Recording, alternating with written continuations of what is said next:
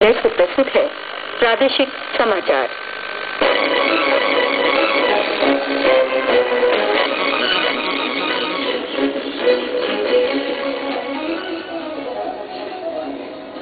निर्वाचन आयोग के निर्देश पर मतदाता सूचियों के संशोधन का विशेष अभियान चलाया जा रहा है।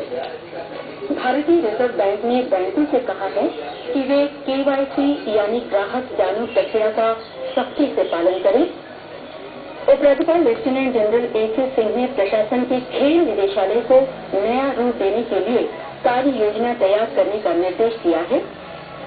गणेश चतुर्थी का पर्व मनाए जाने के सिलसिले में व्यापक स्तर पर तैयारियां चल रही हैं और कोलकाता से आ रहे जहाज MV निकोबार की आज दोपहर बाद 2 बजे तक पोर्ट ब्लेयर पहुंचने की संभावना है।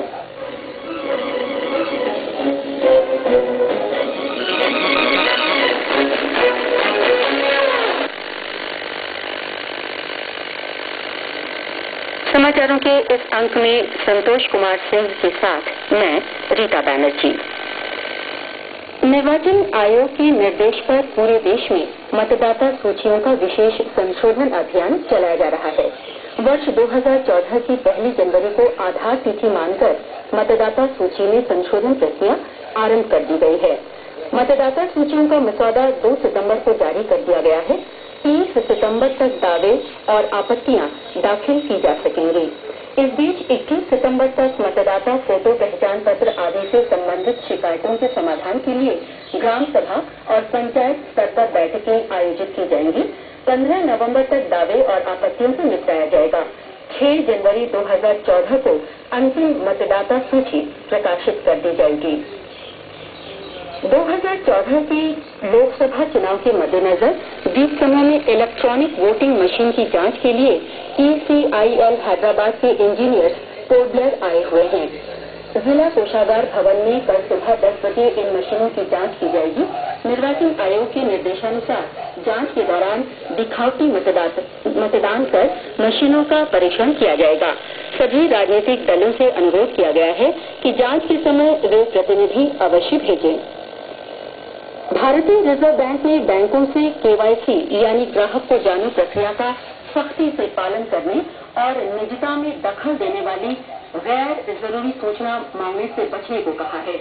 कल मुंबई में जारी अधिसूचना में रिजर्व बैंक ने कहा है कि उसे ऐसी कई शिकायतें मिली हैं जिसमें आश्रितों की संख्या, जीवन शैली, परिवार के सदस्यों या विदेश में बसे रिश्तेदारों के विवरण, परिसंपत्तियों और दायित्वों, विवाह की तिथि और निवेश जैसी निजी सूचना मांगकर ग्राहकों की निजता में दखल दिया जा रहा है। रिजर्व बैंक ने कहा है कि KYC के लिए सिर्फ जरूरी सूचना ही बैंक में खाता खोलते समय और बाद में आवश्यकता होने पर ली जानी चाहिए। रिजर्व बैंक ने जमाकर्ताओं की मृत्यु होने पर उन खातों की दावेदारी निपटाने की प्रक्रिया को भी आसान बनाया है। उपराज्यपाल लेफ्टिनेंट जनरल AK सिंह ने प्रशासन के मुख्य सचिव और खेल सचिव को निर्देश दिया है कि वे खेल निदेशालय को नया रूप प्रदान करने के लिए तत्काल कार्य योजना तैयार करें। विभिन्न स्रोतों से प्राप्त सूचनाओं और जानकारी के आधार पर उपराज्यपाल ने ये कदम उठाया है। उन्होंने मुख्य सचिव से कहा है कि वे खेल निदेशालय की ओर से लागू की गई विभिन्न परियोजनाओं पर होने वाले खर्च और उनकी उपलब्धता का मूल्यांकन करें। इसके अलावा विभाग में नियुक्त अधिकारियों और कर्मचारियों का उनकी कार्य दक्षता के आधार पर मूल्यांकन किया जाए। खेल सचिव से कहा गया है कि वे बीच समूह में भविष्य के लिए खेल परियोजनाओं की रूपरेखा तैयार कर राज्यपाल को पेश करें। एसोसिएशन की 20 समूह इकाई की ओर से स्वास्थ्य तिरंगा पार्क में राष्ट्रव्यापी आंदोलन के तहत 3 दिवसीय धरने का आयोजन किया गया। 5 तारीख से शुरू हुआ धरना कल संपन्न हुआ। समापन अवसर पर एसोसिएशन के पूर्व महासचिव KT दास, CITU के महासचिव B चंद्रचूड़न और NGOs एसोसिएशन के महासचिव C सैय्यद ने अपने विचार रखे। इन वक्ताओं ने नए पेंशन विधेयक को कर्मचारियों के हितों के विरुद्ध बताया। सरकार की जारीकरण नीति की भी आलोचना की गई। वक्ताओं ने कर्मचारियों से अपील की कि वे अपनी मांगों के समर्थन में एकजुट होकर संघर्ष जारी रखें। दिल्ली पूर्व अदालत में भी विरोध प्रदर्शन किया गया। अनुमान राज्य सहकारी यूनियन के अध्यक्ष प्रदीप राज शर्मा ने मध्य अंडमान के प्रदेश नगर ग्राम पंचायत के सामुदायिक हॉल में इस महीने की 5 तारीख को सिलाई और फैशन डिजाइनिंग केंद्र का उद्घाटन किया। अपने संबोधन में उन्होंने कहा कि ग्रामीण क्षेत्र के लोगों को सिलाई और फैशन डिजाइनिंग का प्रशिक्षण लेने के लिए आगे आना चाहिए। आने वाले समय में सिलाई वस्त्रों के लिए उचित बाजार उपलब्ध होगा।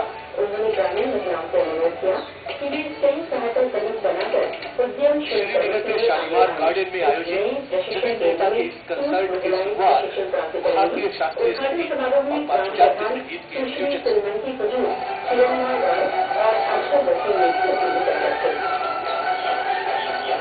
प्रादेशिक समाचार आप आकाशवाणी से सुन रहे हैं। समाचारों में आगे प्रमुख है गणेश उत्सव की तैयारियां। एक तरफ थे अभय सिंह जो भारतीय कलाकारों को गाइड कर रहे थे, दूसरी ओर थे सदाबहार जुबीन।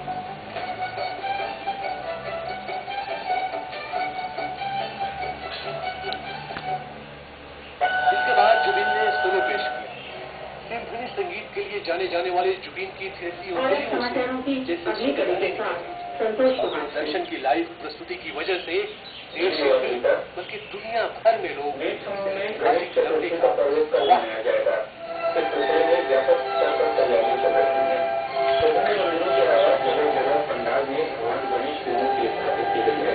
कुछ सांस्कृतिक संगठनों की ओर से भी गणेश उत्सव का आयोजन किया जा रहा है। महाराष्ट्र मंडल कोबलर की ओर से सार्वजनिक गणेश उत्सव कल शुरू होकर इस महीने की 18 तारीख तक चलेगा। यहाँ गणेश पूजा का शुभारंभ कल सुबह 5:30 बजे होगा। चंदा निगम कोबलर की ओर से सार्वजनिक गणेश पूजा सम्मान शुरू किया जा रहा है। 9 बजे मिशन परिषद के समारोह में राष्ट्रपति भवन के बाद उपस्थित श्रद्धालुओं को गणपति की मूर्ति और पूजा विधि की पुस्तिका वितरित की जाएगी और श्रद्धालु अपने घरों में 15 सितंबर को गणेश उत्सव मनाएंगे। 15 सितंबर को सभी श्रद्धालु गणेश की मूर्ति के साथ मिशन में वापस लौटेंगे और वहां से विसर्जन का भी विश्वास होगा। राधा कृष्ण मंदिर के विभाग में गणेश पूजा का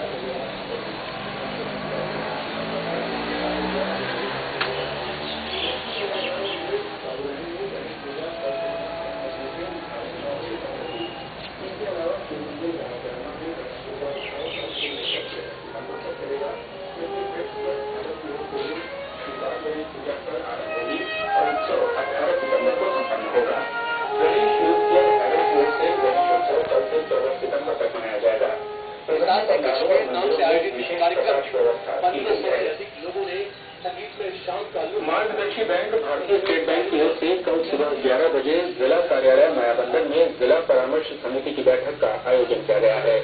मायाबंदर जिले के उपायुक्त संजय कुमार इस बैठक की अध्यक्षता करेंगे।